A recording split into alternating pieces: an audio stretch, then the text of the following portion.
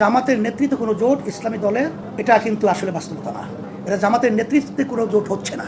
এখানে আমরা আসলে ঘোষণা করেছি, যেহেতু 5ই আগস্টের পর একটা পরিবেশ তৈরি হয়েছে, মানুষ বিএনপি আওয়ামী লীগ জাতীয় পার্টি শাসন দেখেছে।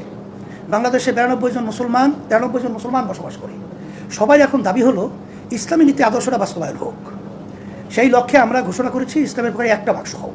একটা বাক্সের ব্যাপারে নির্বাচনী সমঝোতা যেটাকে বলা হয়, এই পথেই কিন্তু আমরা আগাচ্ছি। সেখানে ইসলামী আন্দোলন বাংলাদেশ আমরা বলছি একটা বাক্স। এবার বাংলাদেশ খেলাফত মজলিস মামুনুল হক সাহেব তার বক্তব্য এবং তাদের সিদ্ধান্ত হলো একটা বাক্স। বাংলাদেশ খেলাফত মজলিস আহমদ আব্দুল কাদের বাচ্চু ভাই সহ এদেরও সিদ্ধান্ত একটা বাক্স হবে। নিজাম ইসলাম তারাও ঘোষণা করছে একটা বাক্স। ঐক্যজোটও ঘোষণা করছে একটা বাক্স। খেলাফত আন্দোলনও মনে হয় এর ভিতরে ঘোষণা করেছে একটা বাক্স। এর ভিতরে জামাত ইসলামও ঘোষণা করছে একটা বাক্স। দাবিটা একটা বাক্সের ব্যাপারে আমরা এক জায়গায় এসেছি। এখানে কিন্তু কারো নেতৃত্বে জোট, এটা কিন্তু আসলে বাস্তবতা না।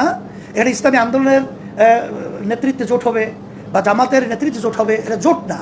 এটা নির্বাচনী একটা সমঝোতা, এটা নির্বাচনী অ্যালায়েন্স, এটা নির্বাচনের মানে আসন ভিত্তিক একটা সমঝোতা আমাদের হওয়ার প্রক্রিয়া চলছে। এখন তারা কোথায় শরিক পেল এটা তো আমরা এখন পর্যন্ত দেখি নেই। তারা কি বলছে যে আমাদের সাথে অমুক অমুক দল শরিক? আসলে বাস্তবতা হলো এইটা সেক্রেটারি জেনারেল জামাতের সে মনে হয় এক জায়গায় একটা বক্তব্য রেখেছে। আমরা আসলে এখন পর্যন্ত সিট সমঝোতা, আসন সমঝোতার আলোচনাটা এখন পর্যন্ত আসলে হয় নাই। এখন সে কোন লক্ষ্যে কিভাবে কেন বলছে এই প্রশ্নের উত্তর এখন তার সাথে আমার আলোচনা হয় নাই।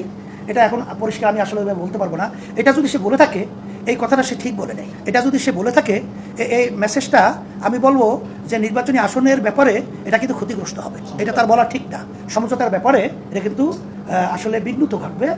এটা ভালো একটা লক্ষণ কিন্তু বয়ে আসবে না।